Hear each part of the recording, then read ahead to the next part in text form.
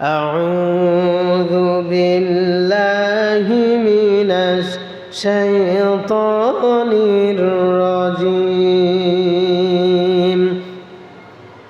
بسم الله الرحمن الرحيم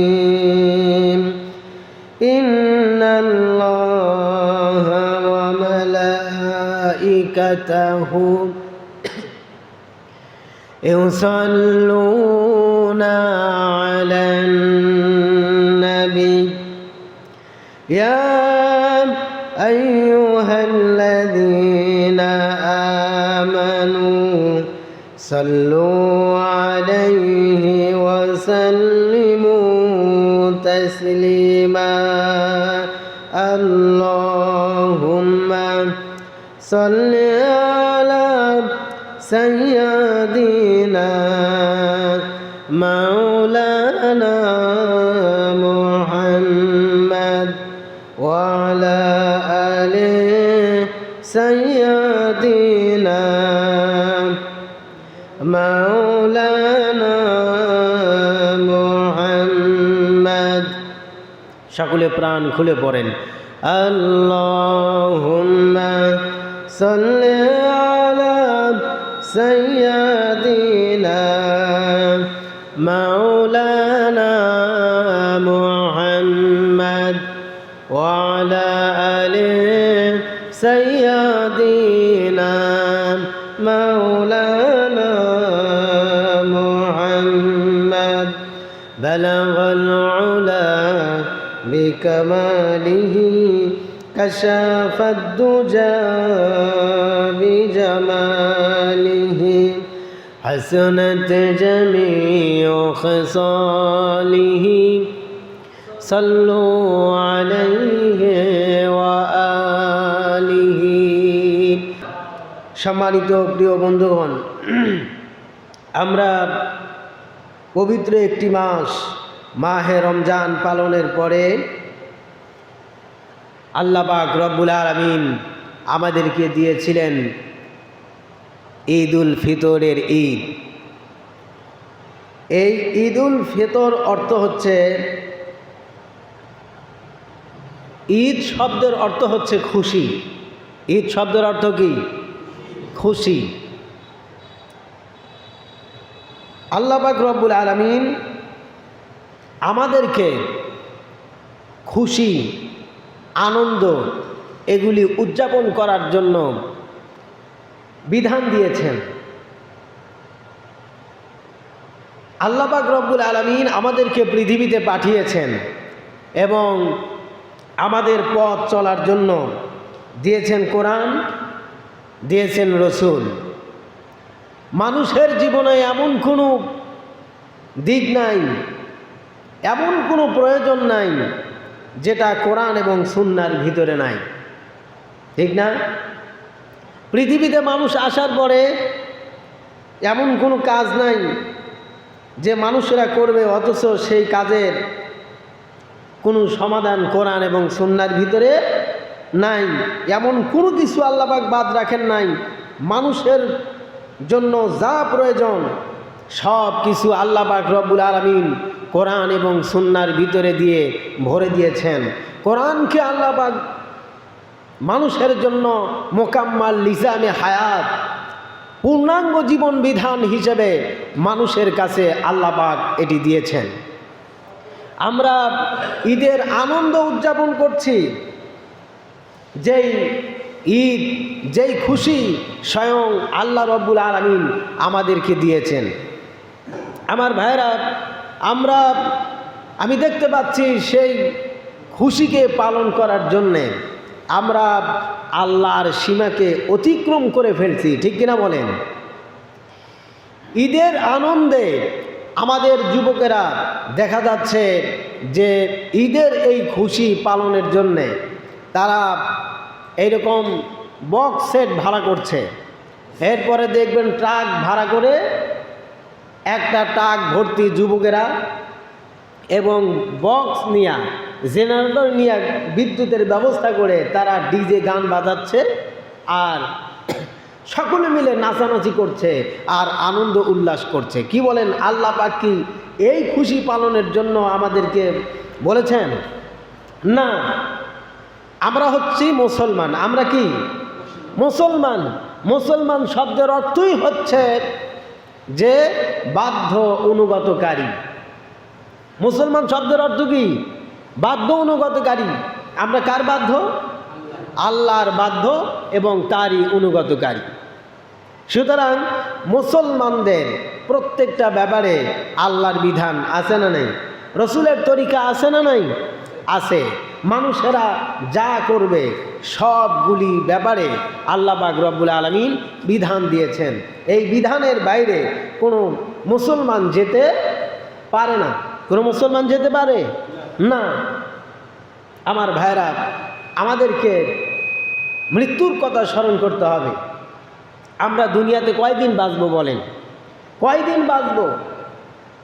আমাদের গড় আয়ু 55 বছর। মানুষের গড় আয়ু হচ্ছে 55 বছর। অথচ একটা গবেষণা করা হয়েছে যে কোনো ব্যক্তি যদি এই পৃথিবীতে 60 বছর বাঁচে, কয় বছর? 60 বছর, তাহলে সেই ব্যক্তি আখিরাতের তুলনায় বাঁচল কয় বছর? মাত্র 2 মিনিট না, 2 সেকেন্ড। 2 সেকেন্ড। এই পৃথিবীতে মানুষেরা বাঁচল 60 বছর, আর 60 বছরের এত বড় লম্বা জিন্দেগি আখিরাতের জিন্দেগির তুলনায় এই ব্যক্তি, যে ব্যক্তি দুনিয়াতে 60 বছর হায়াত পেয়েছে, সেই ব্যক্তি আখিরাতের জিন্দেগির কয় সেকেন্ড সময় পেল? মাত্র 2 সেকেন্ড সময়। এই 2 সেকেন্ড সময় বাঁচার জন্যে আমরা আমাদের সীমা অতিক্রম করে আমরা অনন্তকালের সেই জিন্দেগির আরাম আয়েশকে হারাম করে ফেলছি। কথা বলেন ঠিক না বেঠিক? বন্ধুগণ, দুনিয়াতে একটু কষ্ট করতে হবে, লাগামের মধ্যে আমাদের চলতে হবে। দুনিয়াতে আমরা যদি লাগামের মধ্যে থাকি, অর্থাৎ আল্লাহ রব্বুল আলামিনের সীমারেখার মধ্যে থাকি, তাহলে আখিরাতের জিন্দেগিতে আল্লাহ পাক আমাদের লাগামহীন জিন্দেগি দান করবেন। সুবহানাল্লাহ পড়ে। দুনিয়াতে হারাম শব্দ ব্যবহার হচ্ছে, হারাম, কিন্তু জান্নাতের ভিতরে হারাম বলে কোনো শব্দ থাকবে না। সেই জন্য আল্লাহ রব্বুল আলামিন বলেছেন, বান্দারি তোমরা কি এই দুনিয়ার মোহে পড়ে আখিরাতের জিন্দেগিকে তোমরা ভুলে যাচ্ছ নাকি? আল্লাহ পাক রব্বুল আলামিন বলছেন, আরাদিতুম বিল হায়াতিদ দুনিয়া মিনাল আখিরাহ, তোমরা কি পরকালের তুলনায় এই দুনিয়ার জিন্দেগিকেই প্রাধান্য দিচ্ছ নাকি?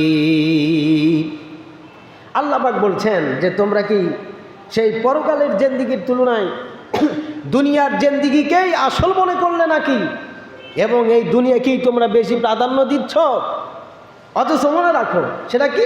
আল্লাহ পাক বলছেন, ফামা মাতাউল হায়াতিদ দুনিয়া ফিল আখিরাতি ইল্লা কলিল।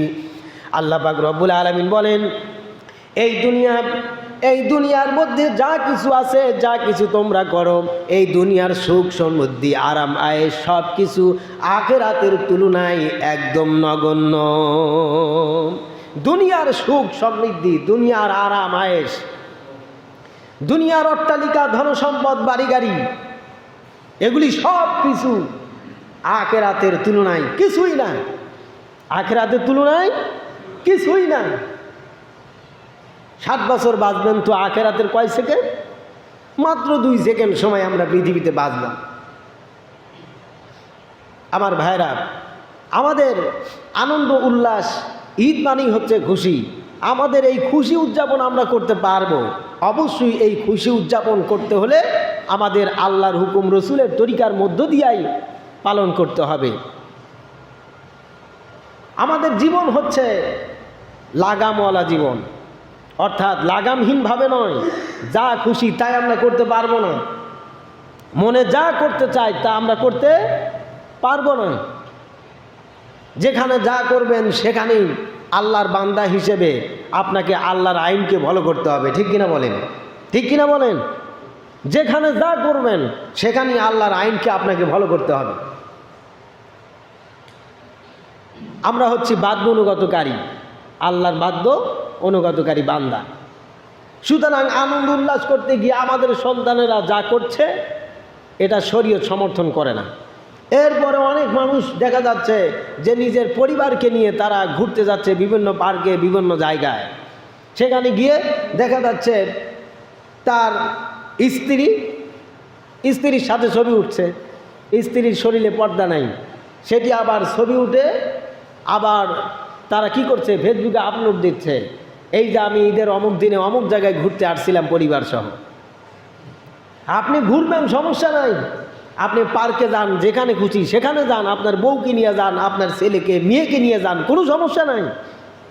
কিন্তু আপনার যদি বউ সাথে যায় তাহলে বউটারে আপনি বোরখা পরায় নিয়ে যান। আপনার যদি মেয়ে থাকে, মেয়েটার যদি পূর্ণ বয়সপ্রাপ্ত হয় তাহলে তাকে একটা বোরখা পরাইয়া তারপরে আপনি সপরিবারে ঘুরতে যান, সমস্যা নাই। আমরা তা করছি না, তা না করে কি করছি, আমার বেগানা মেয়ে এবং আমার স্ত্রীকে নিয়ে একসাথে ছবি উঠছি আর ফেসবুকে আপলোড দিচ্ছি আর বলছি আমরা অমুক জায়গায় ঘুরতে গেছিলাম, লোকেরা লাইক করছে, কমেন্ট করছে, ব্যাস খুব আনন্দ করেন আপনি, আনন্দ, সমস্যা নাই তো। ঈদ তো আল্লাহ দিয়েছেন, খুশি কে দিয়েছেন? আল্লাহ তো দিয়েছেন। কিন্তু আল্লাহ বলেছেন বান্দা আমি যেভাবে দিয়েছি সেইভাবে তোরা পালন কর, কিন্তু আমরা কিন্তু সেইভাবে পালন করছি না। আল্লাহ পাক সেই জন্য বলছে তোমরা তো দুনিয়ার এই সমস্ত ভোগ বিলাসে পড়ে আখেরাতের ভোগ বিলাস তোমরা ভুলে যাচ্ছ, অথচ আখেরাতের ভোগ বিলাসটা কত বেশি যা কেউ শেষ করতে পারবে না, শেষ করতে পারবে না আখেরাতের ভোগ বিলাস কোনোদিন। আমার ভাইরা, এই পৃথিবীতে আনন্দ করবেন, উল্লাস করবেন, অবশ্যই জায়েজ আছে, কোনো সমস্যা নাই। কিন্তু প্রত্যেকটা কাজে কর্মে মুসলমানদেরকে আল্লাহর আইন ফলো করার দরকার আছে না নাই? রাসূলুল্লাহর তরিকা ফলো করার দরকার আছে না নাই? আমার ভাইরা, আমাদের নবী, বিশ্ব নবী জনাবে মুহাম্মদুর রাসূলুল্লাহ সাল্লাল্লাহু আলাইহি ওয়াসাল্লাম, তার তো স্ত্রী ছিলেন কিনা বলেন? তার একাধিক স্ত্রী ছিল। রাসূলুল্লাহর স্ত্রী হযরত আয়েশা রাদিয়াল্লাহু তাআলা আনহা, তাকে নিয়ে রাসূলুল্লাহ একবার রাতের বেলায় ঘুরতে বের হলেন। কোন সময়? রাতের বেলায়। স্ত্রী নিয়ে আপনি ঘুরতে যাবেন, সমস্যা নেই, রাসূলুল্লাহ শিক্ষা দিয়েছেন। কিন্তু আমরা যেইভাবে স্ত্রী সন্তানদেরকে নিয়ে ঘুরি এইভাবে না, অবশ্যই আল্লাহর হুকুম আহকাম ফলো করে আমাদের ঘোরা লাগবে। রাসূলুল্লাহ আনন্দ করলেন স্ত্রীকে নিয়ে, ঘর থেকে বের হয়ে গেলেন রাতের বেলায়। হযরত আয়েশাকে বলছেন, আয়েশা ওই যে দেখো দূরে একটা, ওই যে একটা জিনিসকে লক্ষ্য করে বললেন, ওই যে জিনিসটা দেখতে পাচ্ছ, আমরা এখান থেকে দুইজনে দৌড় দেব, প্রতিযোগিতা করব, দেখি কে আগে গিয়া ওই গন্তব্যস্থলে পৌঁছাতে পারে। রাসূলুল্লাহর স্ত্রীর সঙ্গে রাসূলুল্লাহ প্রতিযোগিতা করলেন, আনন্দ করলেন। রাতের বেলায় একসাথে দুজনে মিলে দৌড় দিলেন। কিন্তু দেখা গেল রাসূল পাক সাল্লাল্লাহু আলাইহি ওয়াসাল্লাম দৌড়ায়া হযরতে আয়েশার সাথে পেরে উঠলেন না। হযরত আয়েশা রসুলকে পিছনে ফালায়া দৌড় দিয়া সেই নির্দেশিত জায়গায় তিনি চলে গেছেন। রসুল পিছনে পড়ে গেছেন হাঁপাতে হাঁপাতে। হযরত আয়েশার কাছে যখন গেছেন তখন হযরত আয়েশা বলছেন, নবীজি দেখছেন আপনি কিন্তু আজকে দৌড় প্রতিযোগিতায় আমার সাথে পারেন নাই। তারা আনন্দ করেন নাই? করছেন কি না? আমাদের মধ্যে এইভাবে আনন্দ করা যাবে না। রাসূল কারীম সাল্লাল্লাহু আলাইহি সাল্লাম এই দৌড় প্রতিযোগিতা আবার আরেকদিন আরেক সময় করলেন। বললেন যে আয়েশা চলো আজকে আবার আমরা দৌড়ের প্রতিযোগিতা করব রাতের বেলায়। দিনের বেলা যদি এইগুলা করেন মানুষেরা দেখলে পর্দার খেলাপ হবে না। রাসূলুল্লাহ রাতের বেলায় করলেন, আবার তিনি দৌড়ের প্রতিযোগিতা করলেন। আগের তুলনায় পরে যখন আবার দৌড়ের প্রতিযোগিতা করেছেন সেই সময় হযরত আয়েশা রাদিয়াল্লাহু তাআলা আনহু আগের চেয়ে একটু ভার হয়ে গেছে, শরীরের একটু ভাঁজ পড়ে গেছে, তিনি আগের মতো অতটা আর স্বাবলম্বী ছিলেন না। তো রাসূলুল্লাহর সাথে আবার যখন প্রতিযোগিতা করলেন, দৌড় মারলেন, রাসূল পাক সাল্লাল্লাহু আলাইহি সাল্লাম কী করলেন, হযরত আয়েশাকে পিছনে ফেলে তিনি তার টার্গেটে পৌঁছে গেলেন। সুবহানাল্লাহ বলেন। হযরত আয়েশা যখন আবার পরে আপাতে আপাতে রাসূলুল্লাহর কাছে গেছেন, রাসূলুল্লাহ বলছেন, আয়েশা আমি কিন্তু ওই যে সেই প্রথম যে প্রতিযোগিতায় আমাকে ফেল ফেলাইছিল, আমি কিন্তু আজকে তার প্রস্তুত নিয়ে নিলাম। সুবহানাল্লাহ। দেখছেন তারা আনন্দ করেন নাই? করছেন কি না? রসুল হলেন আমাদের মডেল। রসুল আমাদের কি মডেল? মানুষের জীবনে এমন কোনো কাজ নাই যেই কাজের ভিতরে আল্লাহ এবং রসুলুল্লাহর সুন্নাহ নাই। সুতরাং আমরা যেইভাবে ঘোরাফেরা করছি, ঈদ উদযাপন করছি, এইভাবে ঈদ উদযাপন করলে আমাদের এই দুনিয়ার আনন্দ হবে, কিন্তু অনন্তকালের সেই আনন্দ আমাদের নষ্ট হয়ে যাবে। ঠিক না? নষ্ট হয়ে যাবে। বন্ধুগণ, মানুষেরা দুনিয়াতে আসার পরে যা খুশি তাই করতে চায়, চায় না? যা খুশি তাই করতে চায় কি না? আকাশ দিয়ে যখন বিমান যায় আমরা দেখে বলি, হাই রে মানুষ, এই মানুষ, এর ভিতরে কত মানুষ যাচ্ছে, তারা কত ভাগ্যবান, এই বিমানে চড়ে যাচ্ছে। আবার বিমানের পাইলটকে দেখে আমরা আশ্চর্য বোধ করি, ইরি বাবা এত বড় বিমান কে চালায়, তার কত জ্ঞান, তার কত বুদ্ধি, আমি যদি বিমান চালাতে পারতাম। কি বলেন? এরকম বলে না? বলে কি না? মানুষেরা পৃথিবীতে আসার পরে আজীবন বেঁচে থাকতে চায়, কেউ মরতে চায় না। ঠিক না? কেউ মরতে চায় না, কিন্তু দুনিয়া ছেড়ে তার মরা লাগবেই। লাগবে কিনা কোন? আমার ভাইয়েরা, 50-60 বছর জিন্দেগি, যেই জিন্দেগিতে একটা দিন যদি আপনি রোজগার না করেন তাহলে পেটে ভাত যায় না। ঠিক কিনা কোন? 2-1 সপ্তাহ আপনি যদি ঘরে বসে থাকেন, আপনার স্ত্রীও আপনার দেখতে পারবে না, আপনার সন্তান সন্ততি আপনার দেখতে পারবে না, আপনার মা বাপ পর্যন্ত বলবে কামাই করো না, বসে বসে খাও, যাও এবার গিয়া কামাই করো। ঠিক কিনা কোন? ঠিক কিনা বলেন? আমার ভাইয়েরা, যেই পৃথিবীতে 500 টাকা রোজগার করতে গেলে সকাল 7টা থেকে নিয়ে বিকাল 4টা পর্যন্ত রোদে পোড়া লাগে। লাগে কিনা কোন? আমার ভাইয়েরা, ভালো একটা জিনিস আপনি কিনে খাবেন। আমরা অনায়াসে গরু বাছুর পালন করি, প্রত্যেকটা মানুষের ঘরে গরু বাছুর আছে না নাই? অধিকাংশ মানুষের গোয়ালে কিন্তু গরু আছে, কিন্তু এত গরু থাকা সত্ত্বেও 1 কেজি গরুর গোস্ত কিনে খাবেন, ঈদের সময় 750 টাকা লাগছে এখন। ঠিক না? গরুর গোস্তের দাম কত এখন? 750 টাকা। আমার ভাইয়েরা, আল্লাহ পাক রব্বুল আলামিন তাই তো তিনি বলেছেন, বান্দারে তোমরা যদি একটু সতর্ক হও, যদি একটু আমার আইনকে তোমরা ফলো করো, যদি না তোমরা একটু আমার হুকুমকে মান্য করতে পারো, তাহলে এই যে অনন্তকাল বেঁচে থাকার তোমাদের আশা, যা খুশি তাই করার যে আশা, এই আশা অবশ্যই আমি তোমাদের পুরা করে দেব। সুবহানাল্লাহ বলেন। আমার ভাইরা, আল্লাহ রাব্বুল আলামিন বলছেন, ওয়ালাকুম ফিহা মা তাশতাহি আনফুসুকুম ওয়ালাকুম ফিহা মা তাদউন। সুবহানাল্লাহ জোরে পড়েন। সুবহানাল্লাহ বলতে বললাম এই জন্যে, এখানে আল্লাহ পাক বলছেন এই যে মানুষেরা দুনিয়াতে যা খুশি তাই করতে চায়, যা খুশি তাই করতে চায়, আল্লাহ পাক গ্যারান্টি দিচ্ছেন কোরআন কারিমে যে তোমরা দুনিয়াতে একটু লাগামের ভিতরে থেকে, আল্লাহর হুকুম আহকামের ভিতরে থেকে জীবনযাপন করে আমার দরবারে আসো। আসলে পরে আমি তোমাদের সেই জিন্দেগি দান করব যেই জিন্দেগি তোমরা দুনিয়াতে থাকতে চেয়েছিলে, অনন্তকাল বেঁচে থাকার জিন্দেগি দান করব, এবং যা খুশি মনে চাই করবে, যা খুশি খেতে চাই খাবে, এই রকমের জিন্দেগি আমি তোমাদের জন্য প্রস্তুত করে রাখছি। সুবহানাল্লাহ। আবার পরে আখিরাতের জিন্দেগিতে, জান্নাতে যখন আপনি প্রবেশ করবেন, আল্লাহ পাক গ্যারান্টি দিচ্ছেন যে আমি বান্দার এই দুনিয়ার এই চাহিদাটা আমি ফিল আপ করে দেব। সে ব্যক্তি আর মরবে না। মানুষের মরা কয়বার? মানুষের মরা একবারই, এরপরে আর মানুষের মৃত্যু নাই। মৃত্যু আছে, জাহান্নামে যাক অথবা জান্নাতে যাক, মানুষের আর মৃত্যু নাই।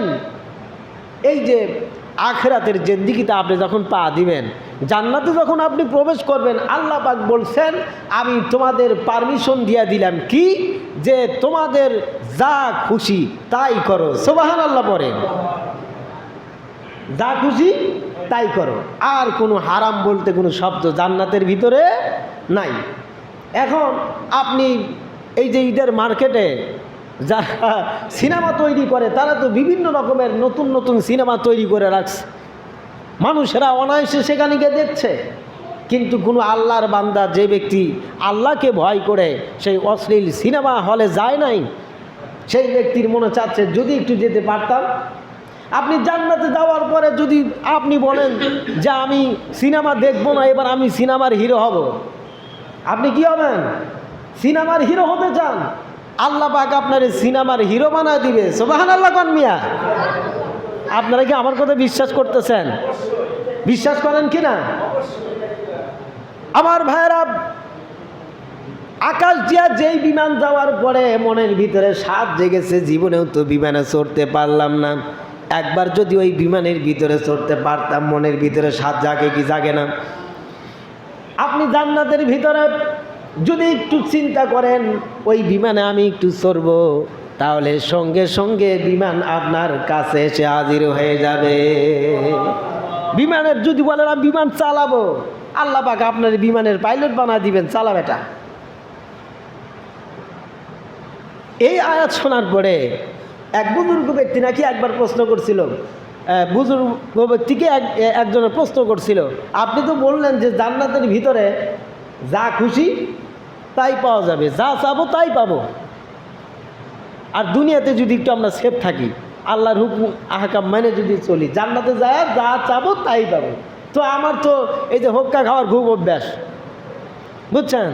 জিজ্ঞেস করতে আমার তো হক্কা খাওয়ার খুব অভ্যাস, তো আল্লাহ পাক তো বলছে জান্নাতের ভিতরে যা চাইবা তাই আমি দেবো, তাহলে আমি যদি জান্নাতে আল্লাহ পাক আমারে দেয়, আমি যদি এইটা চাই আল্লাহ পাক আমারে দিবে? বুজুর্গ ব্যক্তি বলছে দেখো আল্লাহ যেহেতু আদা করছে যে জান্নাতে যায় যা চাইবা তাই পাইবা, তো অবশ্যই আল্লাহ পাক তোমারে দিবে।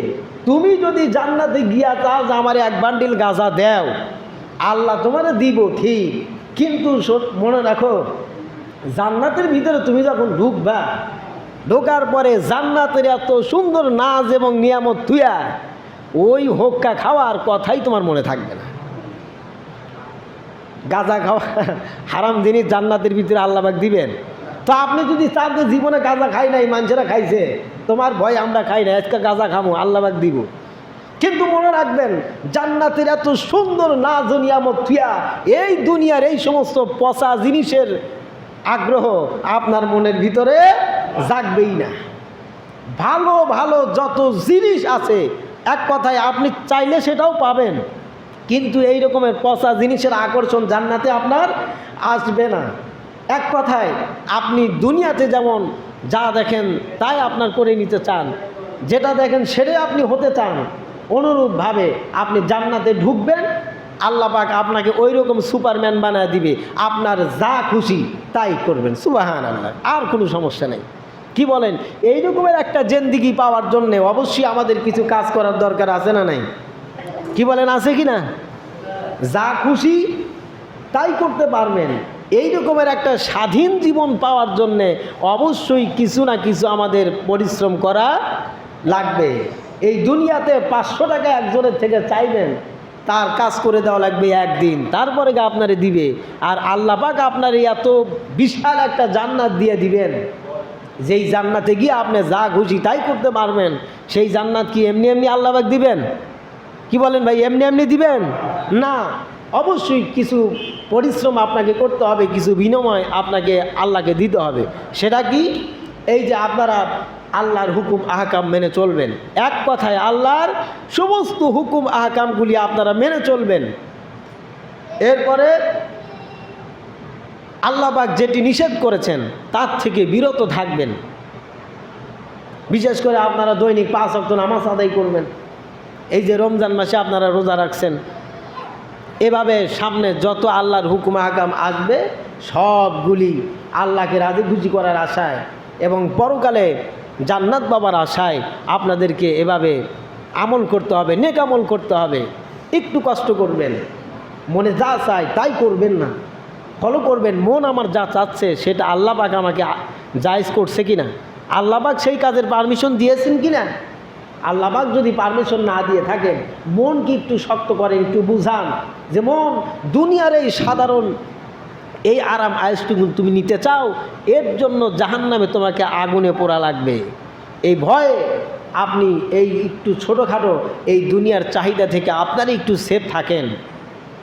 কারণ এই দুনিয়া শুধু এই যে আমরা দুনিয়াতে আসছি, আপনাদের অনেকেরই চুল দাড়ি পেকে গেছে, 50-60 বছর বয়স হয়েছে, আমার অতটুকুন বয়স হয় নাই।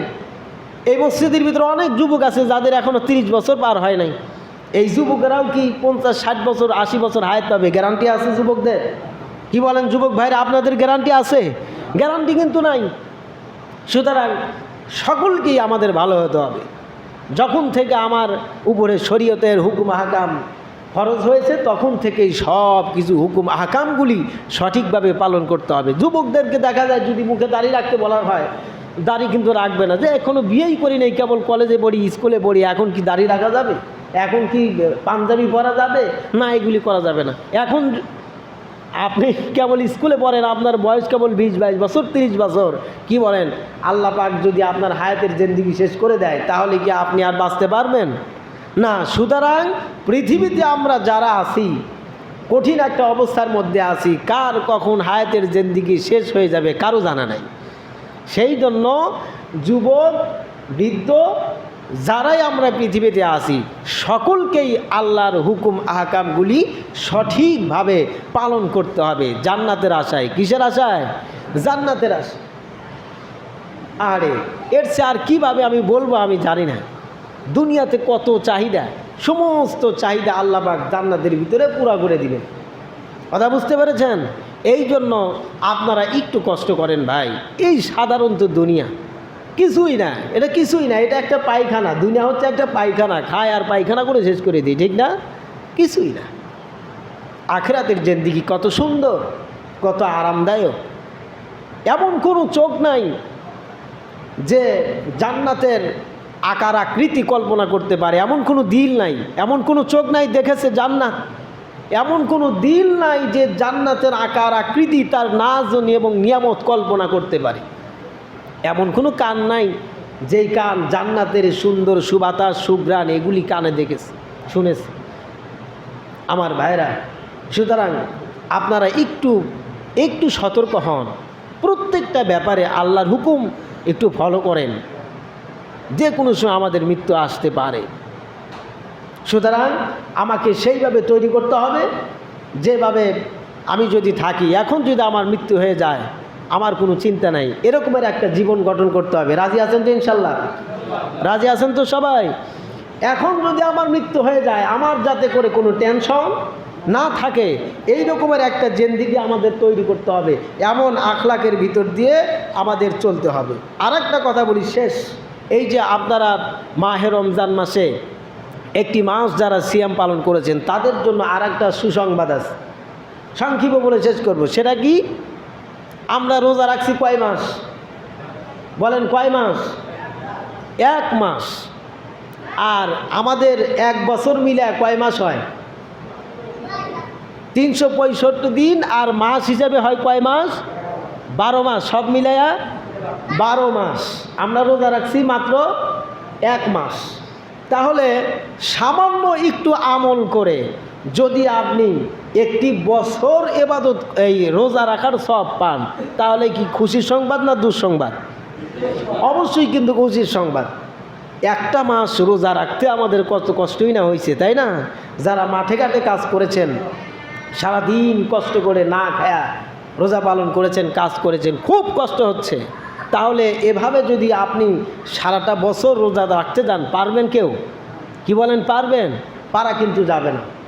যদি ছোট্ট একটু আমল করতে পারেন এই মাসে, এই শাওয়াল মাস যে শুরু হয়েছে এখন, এই শাওয়াল মাসের ভিতরে আপনি যদি ছোট্ট আরেকটা আমল করতে পারেন, তাহলে আল্লাহ রসুল বলেছেন সেই ব্যক্তিকে 12টি মাস রোজা রাখলে যে সওয়াব হবে, ওই পরিমাণ সওয়াব আল্লাহ তার আমল নামায় দিয়ে দিবেন।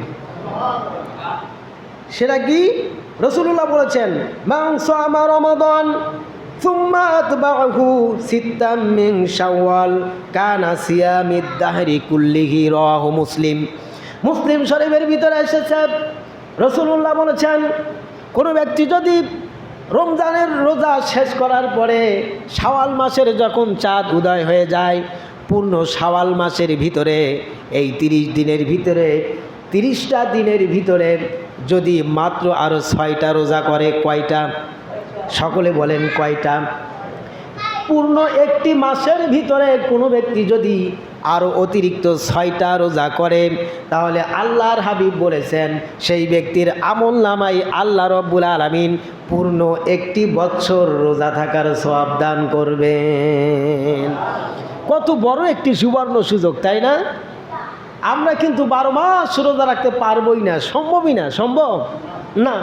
তাহলে আল্লাহ রসুল বলেছেন যে আপনি এই যে শাওয়াল মাস শুরু হয়েছে, আজ 2-3 দিন মনে হয় পার হয়ে গেল, আপনি একাধারে ইচ্ছা হলে থাকতে পারেন অথবা ভেঙে ভেঙে, মোট কথা হচ্ছে এই 30 দিনের ভিতরে 6টা রোজা রাখবেন আপনার সুযোগ সুবিধা মতে। আপনি যদি ভেঙে ভেঙে রাখেন এটাই উত্তম, এটাই ভালো, সর্বোচ্চ ভালো। এই একটি মাসের ভিতরে যেদিন দেখলেন আপনার একটু কাজের সামনের দিনে হয়তো আপনার কাজ কম থাকবে এবং দেখতে পাচ্ছেন যে সামনের দিনটা একটু হালকা হবে, রোদ থাকবে না, ঠান্ডা যাবে কি বৃষ্টি হওয়ার সম্ভাবনা আছে, এরকমের সুযোগ খুঁজা কত সুন্দর সুবিধা। এমন কথা কিন্তু বলা হয় নাই যে একাধারে থাকো অথবা এই টানা টানা দিনে থাকতে হবে, তা না। আপনার 1 মাসের ভিতরে সুযোগ বুঝা যেই দিন রোজা রাখলে দেখবেন যে আপনার তেমন কষ্ট হবে না, এই রকমের সুযোগ বুঝা 30 দিনের ভিতরে আরও অতিরিক্ত 6টা রোজা রাখবেন। আল্লাহ পাক একটি বছর রোজা রাখলে যে সওয়াব হবে সেই পরিমাণ সওয়াব আপনার আমল নামায় দিয়ে দিবেন। সুবহানাল্লাহ। সেই জন্য এটা একটি মুসলমানদের জন্য সুবর্ণ সুযোগ। আমরা ইনশাল্লাহ পুরুষেরা যারা আছি সকলেই এই সুযোগটি গ্রহণ করার চেষ্টা করব, নাকি বলেন? ইনশাআল্লাহ। এবং মা বোনেরা যারা আছে তাদেরকে গিয়ে আপনারা বলবেন